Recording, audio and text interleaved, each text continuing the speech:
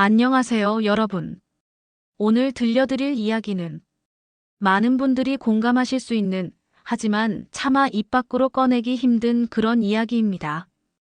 68세 김정순 씨. 평생을 가족을 위해 살아온 평범한 주부였습니다. 아침이면 차를 끓이고 손자를 위해 간식을 준비하고 이웃들과 인사를 나누며 하루하루를 살아왔죠. 하지만 어느 날 그녀는 아들로부터 믿기 힘든 말을 듣게 됩니다. 엄마, 우리 관계는 이제 끝내야 해. 평생을 함께한 가족에게 버림받는다는 것. 그것도 자신이 평생을 바쳐 키운 자식에게서 말이죠.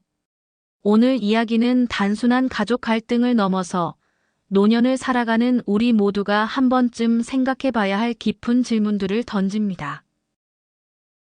과연 우리는 가족을 위해 얼마나 희생해야 할까요?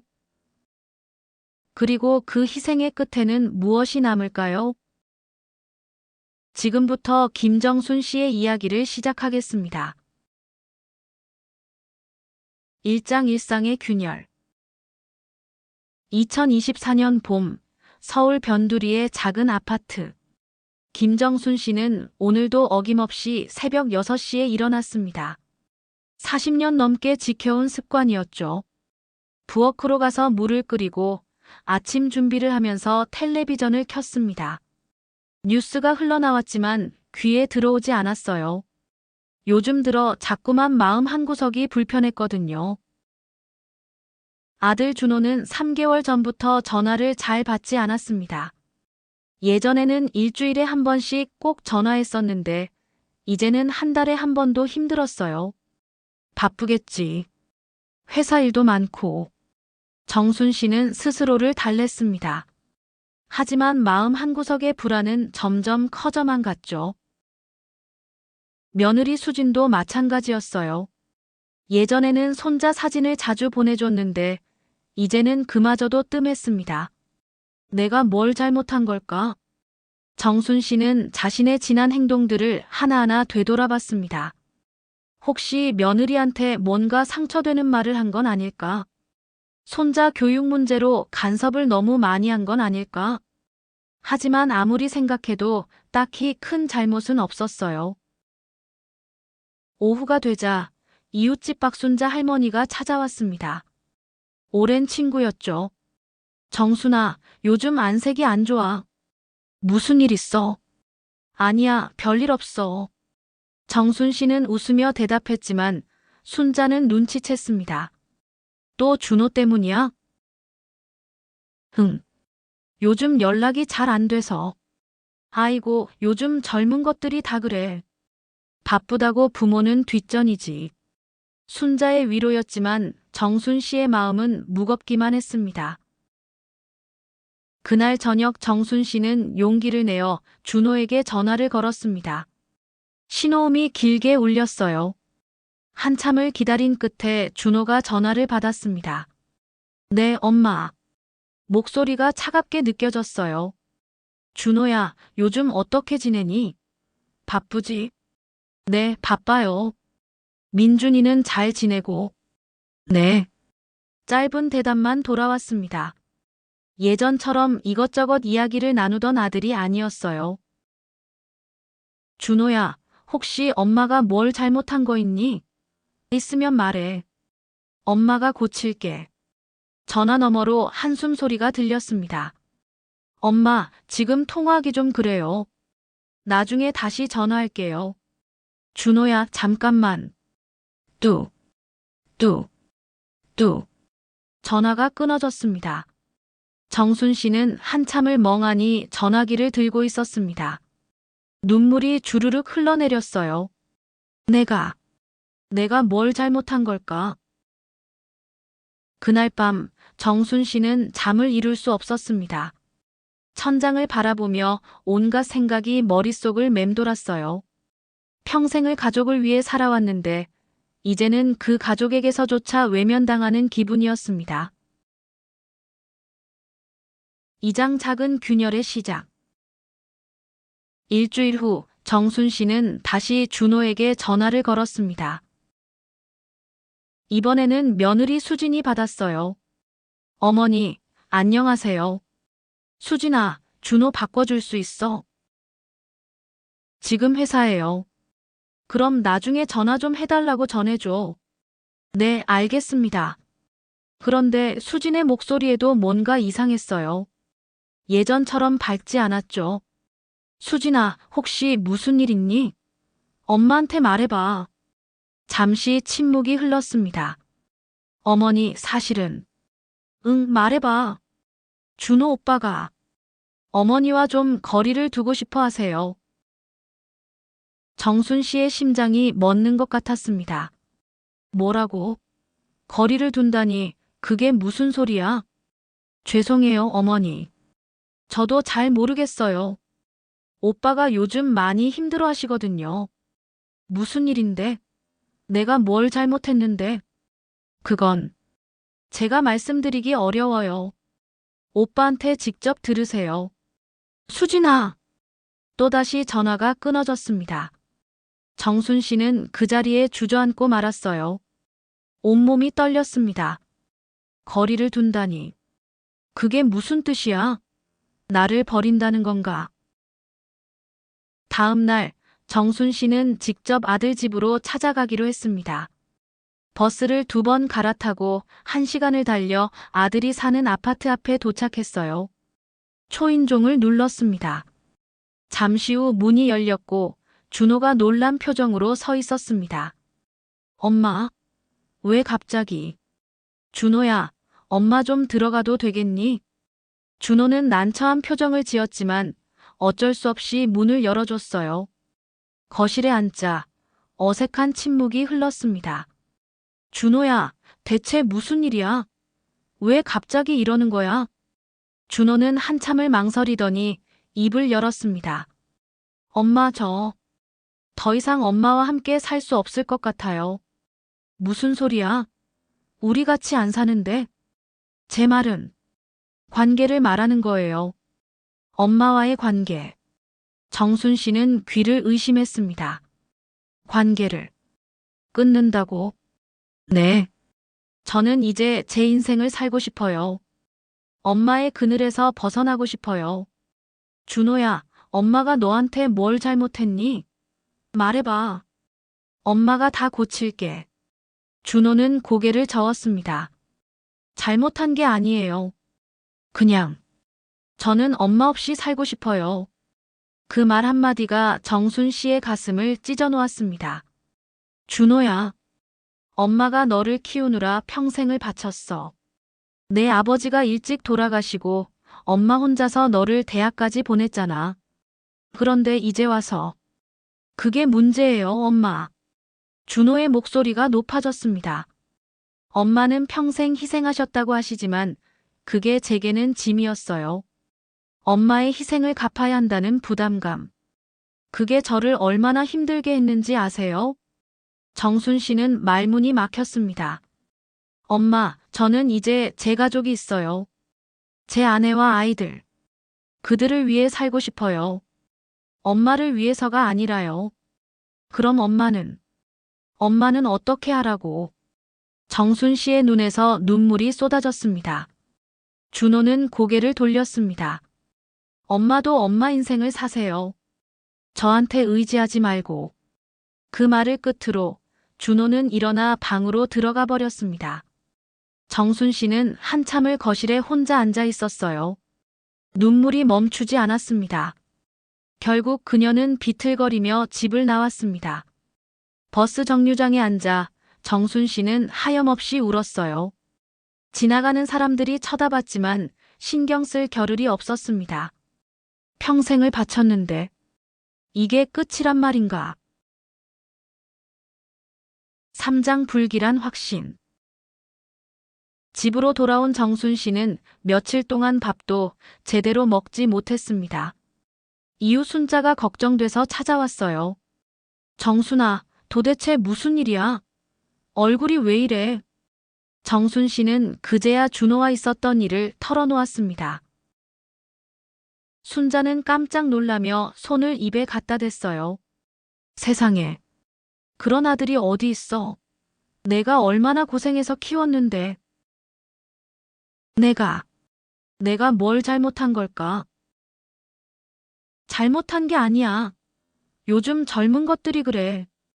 부모 은혜를 몰라. 하지만 순자의 위로도 정순 씨의 마음을 달래주지 못했습니다. 며칠 후 정순 씨는 이상한 생각이 들기 시작했어요. 준호가 왜 갑자기 이렇게 변했을까? 혹시 뭔가 숨기는 게 있는 건 아닐까? 그녀는 예전에 준호가 집에 두고 간 서류들을 뒤지기 시작했습니다. 오래된 상자 속에서 몇 장의 문서를 발견했어요. 부동산 계약서, 대출 서류, 그리고 남편 이름이 적힌 낡은 문서. 정순 씨는 그 문서를 보고 깜짝 놀랐습니다. 남편이 죽기 전 큰 빚을 진 것처럼 보이는 서류였거든요. 하지만 그녀는 그런 사실을 전혀 몰랐어요. 이게 대체 뭐지? 더 뒤지자 또 다른 서류들이 나왔습니다. 남편이 생전에 부동산 사기에 연루되었다는 내용의 법원 문서도 있었어요. 정순 씨는 손이 떨렸습니다. 준호가 이걸 알고 있었던 거야? 갑자기 모든 퍼즐이 맞춰지는 것 같았어요. 준호가 갑자기 거리를 두려고 한 이유, 며느리의 이상한 태도, 모든 게 이 서류들과 관련이 있는 것처럼 느껴졌습니다. 남편이 무슨 짓을 한 거지? 그리고 준호는 왜 이제서야? 정순 씨는 다시 준호에게 전화를 걸었습니다. 이번에는 준호가 바로 받았어요. 엄마, 왜요? 준호야, 엄마가 물어볼 게 있어. 내 아버지가 생전에 무슨 일이 있었던 거니? 전화 너머로 긴 침묵이 흘렀습니다. 엄마가 어떻게 그걸 알았어요? 집에서 서류를 찾았어. 준호야, 이게 대체 무슨 일이야? 준호는 깊은 한숨을 쉬었습니다. 엄마, 그건 제가 말씀드리기 어려운 일이에요. 말해봐. 엄마도 알 권리가 있잖아. 아버지는 생전에 많은 사람들을 속였어요. 부동산 사기로 수십 명이 피해를 입었죠. 정순 씨는 숨이 막혔습니다. 거짓말이야. 내 아버지가 그럴 리 없어. 엄마는 몰랐을 수도 있어요. 하지만 저는 알아요. 제가 고등학교 때 피해자들이 우리 집 앞에 와서 난리를 쳤던 거 기억 안 나세요? 그건 엄마는 그때도 모른 척 하셨잖아요. 아버지를 감싸기만 하셨죠. 준호의 목소리에는 원망이 섞여 있었습니다. 저는 그때부터 우리 가족이 싫었어요. 아버지의 죄를 덮어주는 엄마도 그걸 모른 척하는 우리 가족 전체가요. 준호야. 그래서 저는 이제 그 과거와 단절하고 싶어요. 엄마와도요. 전화가 끊어졌습니다. 정순 씨는 그 자리에 주저앉았어요. 머릿속이 하얗게 변했습니다. 남편이 그런 짓을 했단 말인가? 그리고 나는 정말 모른 척했던 걸까? 사장 첫 번째 반전. 정순 씨는 며칠 동안 집에만 틀어박혀 있었습니다. 밥도 제대로 먹지 않고 잠도 제대로 자지 못했어요. 순자가 걱정돼서 매일 찾아왔지만 정순 씨는 문도 열어주지 않았습니다. 일주일 후 순자는 강제로 문을 열고 들어왔어요. 정순아, 이게 무슨 짓이야? 이러다 죽겠어. 정순 씨는 소파에 누워 천장만 바라보고 있었습니다. 얼굴은 창백했고 눈은 퀭했어요. 순자야, 나 어떻게 해야 돼? 순자는 정순 씨를 일으켜 앉히고 물을 가져다 줬습니다. 무슨 일이야? 준호한테 또 무슨 말 들었어? 정순 씨는 그제야 모든 것을 털어놓았습니다. 남편의 과거, 준호의 원망, 모든 것을요. 순자는 듣고 나서 한참을 말이 없었어요. 정순아, 그게 사실이야? 나도 몰랐어. 정말 몰랐다고. 하지만 준호 말대로 너도 어느 정도는 알고 있었던 거 아니야? 정순 씨는 고개를 떨궜습니다. 사실 완전히 몰랐던 건 아니었어요. 남편이 이상한 일에 연루되어 있다는 걸 어렴풋이 알고 있었죠. 하지만 그녀는 모른 척했습니다. 가족을 지키기 위해서, 아들을 지키기 위해서요. 순자야, 나 정말 잘못한 걸까? 순자는 한참을 생각하더니 말했습니다. 정순아, 나한테 아는 사람이 있어. 심리 상담하는 박 선생님이야. 한번 만나보는 게 어때? 심리 상담. 응. 이런 일은 혼자 해결할 수 없어. 전문가의 도움이 필요해. 정순 씨는 처음에는 거부했지만 순자의 끈질긴 설득에 결국 박 선생님을 만나기로 했습니다. 며칠 후 정순 씨는 순자와 함께 상담센터를 찾아갔어요. 박 선생님은 60대 후반의 온화한 인상을 가진 남자였습니다. 안녕하세요, 정순 씨. 편하게 앉으세요. 정순 씨는 조심스럽게 자리에 앉았어요. 무슨 일로 오셨는지 천천히 말씀해 주세요. 정순 씨는 처음에는 말을 아꼈지만 점점 마음이 열려 모든 것을 털어놓기 시작했습니다. 남편의 과거, 준호의 배신, 자신의 혼란스러운 마음까지요. 박 선생님은 조용히 듣고 있다가 정순 씨가 다 말하고 나서 입을 열었습니다. 정순 씨, 아드님이 거리를 두려고 하는 이유가 단순히 과거 때문만은 아닐 것 같습니다. 무슨 말씀이세요? 아드님은 아버지의 죄가 아니라 어머니께서 그 죄를 덮어주신 것에 대해 분노하고 있는 거예요. 정순 씨는 눈을 크게 떴습니다. 그러니까 준호가 화난 건 아버지가 아니라 나한테라는 거예요? 네. 아드님은 어머니께서 옳고 그름을 분명히 하지 않고 가족이라는 이유만으로 아버지를 감싸신 것에 실망하신 겁니다. 정순 씨는 머리를 한 대 맞은 것 같았어요. 그랬구나. 준호가 화난 건 아버지가 아니라 나였구나. 박 선생님은 계속 말했습니다. 정순 씨, 이제는 선택하셔야 합니다. 과거를 인정하고 아드님과 진실된 대화를 나눌 것인지 아니면 계속 회피할 것인지요. 진실된 대화라니요? 네. 어머니께서 왜 그때 남편을 감쌌는지, 그리고 그것이 잘못이었음을 인정하는 거죠. 정순 씨는 눈물을 흘렸습니다. 하지만 나는 가족을 지키려고 한 것뿐인데. 가족을 지키는 것과 진실을 외면하는 것은 다릅니다. 정순 씨. 그 말이 정순 씨의 가슴에 깊이 박혔습니다. 5장 조력자의 등장. 박 선생님과의 상담 후 정순 씨는 매주 상담을 받기 시작했습니다. 순자도 함께 와서 옆에서 지지해 줬어요. 박 선생님은 정순 씨에게 과거를 직시하는 방법을 알려줬습니다. 정순 씨, 일기를 써보세요. 과거의 일들을 하나하나 떠올리면서요. 일기요? 네. 글로 쓰다 보면 자신의 마음을 더 잘 이해할 수 있습니다. 정순 씨는 그날부터 일기를 쓰기 시작했어요. 처음에는 몇 줄 쓰기도 힘들었지만 점점 손이 움직이기 시작했습니다. 1998년 여름, 남편이 집에 늦게 들어왔다. 얼굴이 창백했고 손이 떨리고 있었다. 무슨 일이냐고 물었지만 아무 말도 하지 않았다. 나는 더 이상 묻지 않았다. 무서웠기 때문이다. 1999년 봄, 낯선 사람들이 집 앞에 몰려왔다. 돈을 돌려달라고 소리쳤다.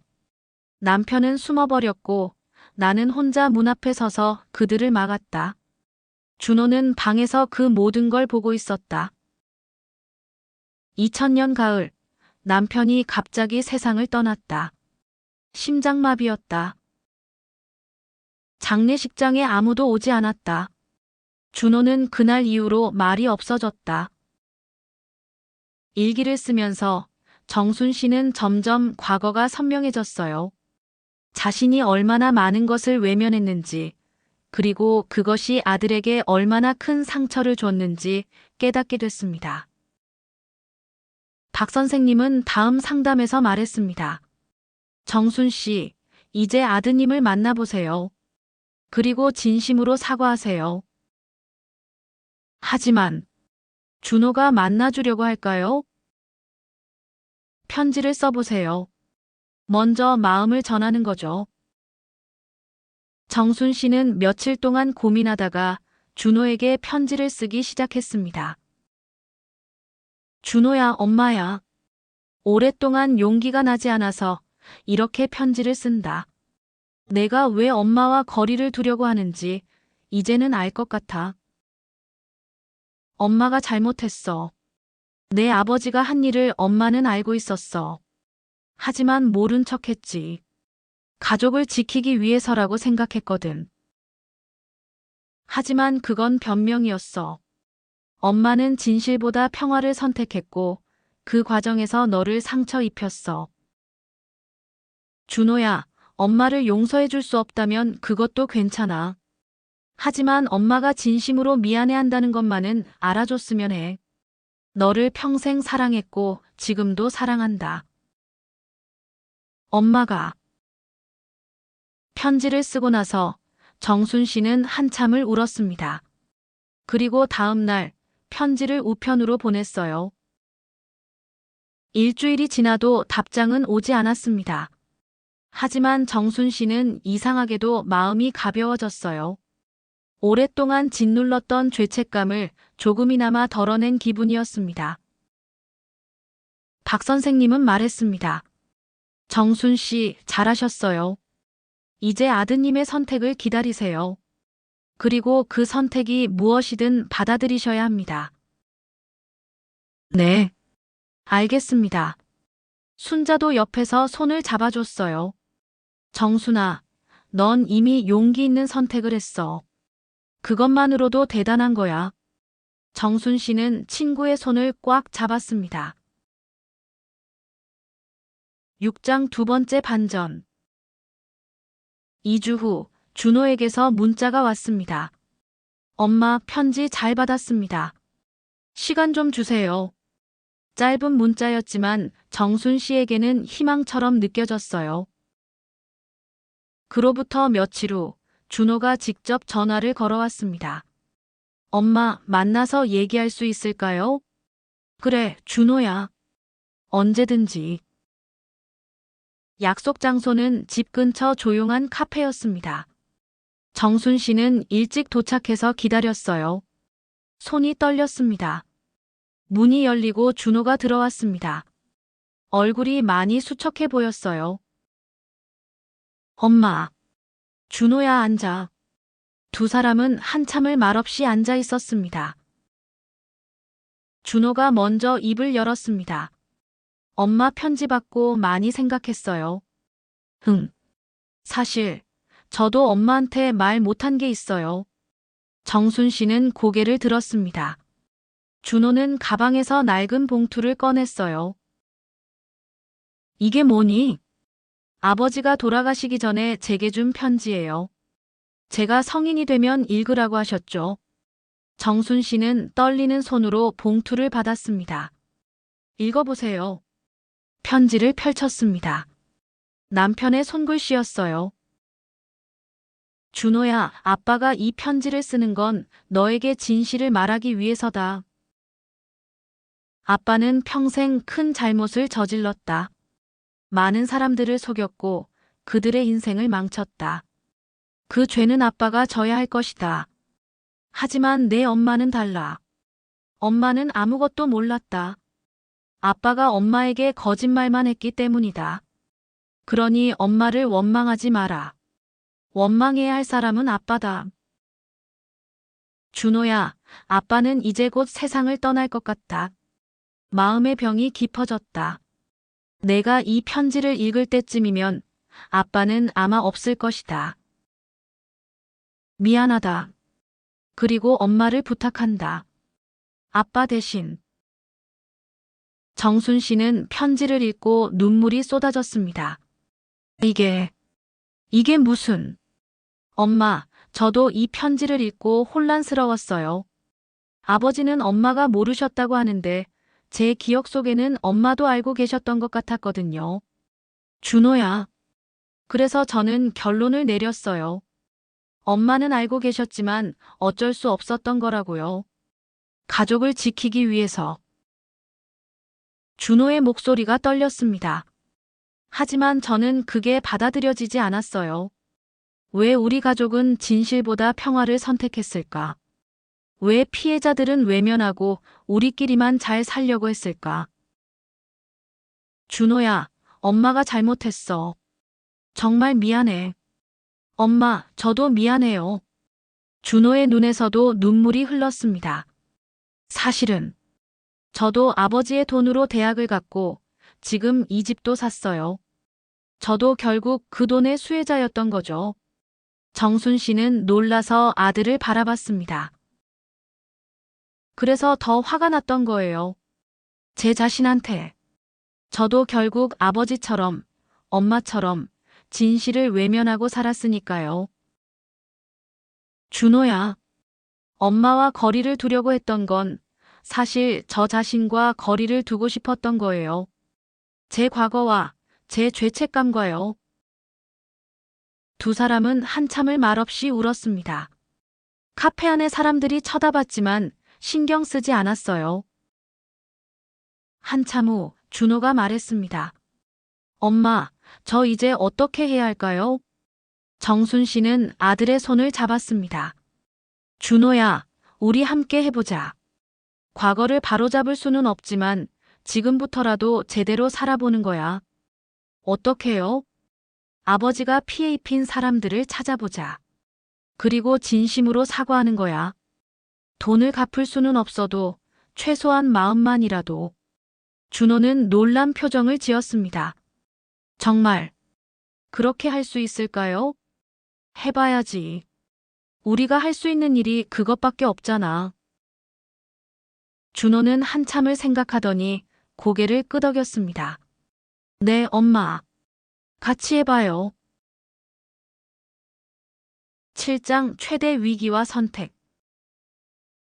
그날 이후 정순 씨와 준호는 함께 과거를 추적하기 시작했습니다. 남편이 남긴 서류들을 모두 뒤졌고 피해자 명단을 작성했어요. 총 23명의 피해자가 있었습니다. 이렇게나 많아. 정순 씨는 그 숫자에 충격을 받았습니다. 준호와 함께 한 명 한 명 찾아다니기 시작했어요. 첫 번째 피해자는 70대 할머니였습니다. 누구세요? 저, 김정순이라고 합니다. 20년 전에 제 남편이. 할머니의 얼굴이 굳어졌습니다. 당신 남편 때문에 우리 가족이 얼마나 고생했는지 알아요? 집도 날아가고 아들은 대학도 못 갔어. 정말 죄송합니다. 정순 씨는 깊이 고개를 숙였습니다. 지금 와서 사과한다고 뭐가 달라져요? 지난 20년을 돌려받을 수 있어요? 아닙니다. 하지만 진심으로 사과드리고 싶었습니다. 할머니는 문을 쾅 닫아버렸습니다. 정순 씨는 문 앞에서 한참을 서 있었어요. 준호가 어깨를 잡았습니다.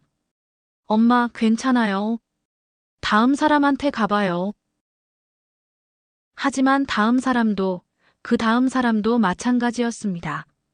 어떤 사람은 욕을 했고, 어떤 사람은 경찰에 신고하겠다고 협박했어요. 한 달 동안 23명을 찾아다녔지만 제대로 사과를 받아준 사람은 단 한 명도 없었습니다. 정순 씨는 점점 지쳐갔어요. 준호야, 우리가 하는 게 무슨 의미가 있을까? 엄마, 포기하면 안 돼요. 하지만 아무도 우리 사과를 받아주지 않잖아. 그래도 해야 해요. 우리가 할 수 있는 건 이것밖에 없어요. 정순 씨는 눈물을 흘렸습니다. 어느 날 순자가 찾아왔습니다. 정순아, 넌 이미 충분히 했어. 이제 그만해도 돼. 하지만 내가 평생 지고 갈 짐이 아니야. 남편이 한 일은 남편의 죄야. 나도 알아, 순자야. 하지만 그냥 모른 척하고 살 수는 없어. 순자는 한참을 정순 씨를 바라보다가 말했습니다. 그럼 마지막 한 가지만 해봐. 그리고 이제 너 자신을 위해 살아. 마지막 한 가지. 피해자들에게 공개적으로 사과문을 발표하는 거야. 신문에 광고를 내든 인터넷에 올리든.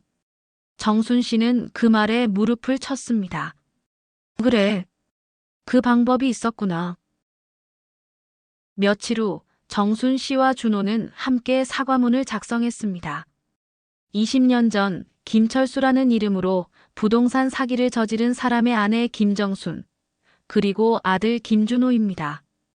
저희는 고인의 범죄 행위로 피해를 입으신 모든 분들께 진심으로 사과드립니다. 저희가 사과한다고 해서 피해가 회복되는 것은 아닙니다. 하지만 최소한의 도리로 이렇게 공개적으로 사과드립니다. 정말 죄송합니다. 사과문은 지역신문과 인터넷 커뮤니티에 게재되었습니다.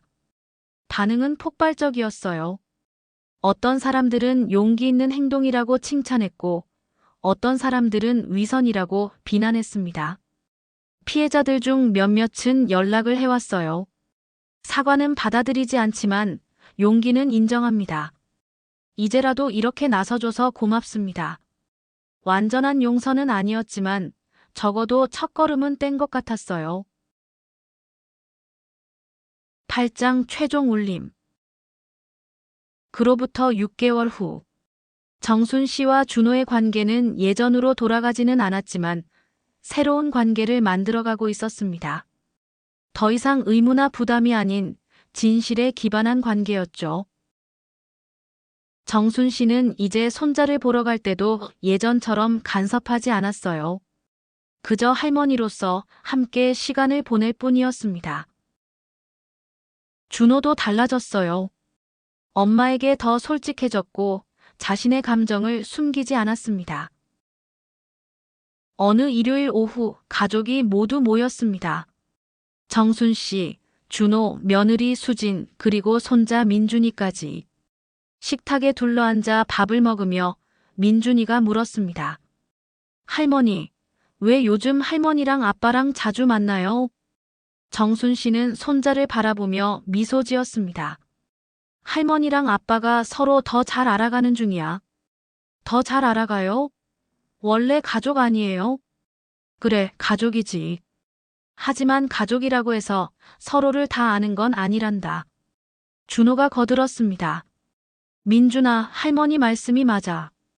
사람은 평생 서로를 알아가는 거야. 가족이라도. 수진도 웃으며 말했습니다. 어머니, 요즘 많이 밝아지셨어요. 그래, 나도 그런 것 같아. 마음이 한결 가벼워졌어. 식사를 마치고 정순 씨는 집으로 돌아왔습니다. 현관문을 열고 들어서니 익숙한 공간이 새롭게 느껴졌어요. 소파에 앉아 창밖을 바라봤습니다. 석양이 지고 있었어요. 순자에게서 문자가 왔습니다. 정순아, 오늘 저녁 잘 보냈어? 나 내일 보자. 정순 씨는 답장을 보냈습니다. 응, 잘 보냈어. 내일 보자, 친구야. 핸드폰을 내려놓고 정순 씨는 깊은 한숨을 내쉬었습니다. 이제는 한숨이 아니라 평화로운 호흡이었어요. 그녀는 이제 알고 있었습니다. 가족의 배신, 상처, 그 모든 것들이 끝이 아니라는 것을. 오히려 그것이 새로운 시작이 될 수 있다는 것을요. 나이가 들어서도, 아니 나이가 들었기 때문에 자신을 지키는 용기가 더 필요하다는 것을. 그리고 진실된 관계는 언제든 다시 만들어갈 수 있다는 것을요. 정순 씨는 창밖의 석양을 바라보며 조용히 말했습니다. 이제 나를 위해 살아볼까? 여러분, 김정순 씨의 이야기는 여기서 끝입니다. 하지만 그녀의 삶은 계속됩니다. 아들과의 새로운 관계, 자신만의 삶, 그리고 진실과 함께하는 나날들이요. 우리는 가족이기 때문에 모든 것을 참아야 한다고 배웠습니다. 하지만 그것은 진실이 아닙니다. 가족이기 때문에 더욱 진솔해야 하고, 가족이기 때문에 더욱 존중해야 합니다. 그리고 무엇보다 나이가 들어서도 우리 자신을 지킬 권리가 있습니다. 자녀의 배신에 상처받으셨나요? 가족과의 갈등으로 힘드신가요? 그것은 끝이 아닙니다. 새로운 시작이 될 수 있습니다. 용기를 내세요. 진실을 직시하세요. 그리고 무엇보다 당신 자신을 지키세요. 나이는 숫자에 불과합니다. 진정한 성숙은 자신을 지키는 용기에서 나옵니다. 오늘 이야기를 들어주셔서 감사합니다. 여러분 모두 자신을 사랑하고 진실과 함께하는 하루 보내시길 바랍니다. 감사합니다.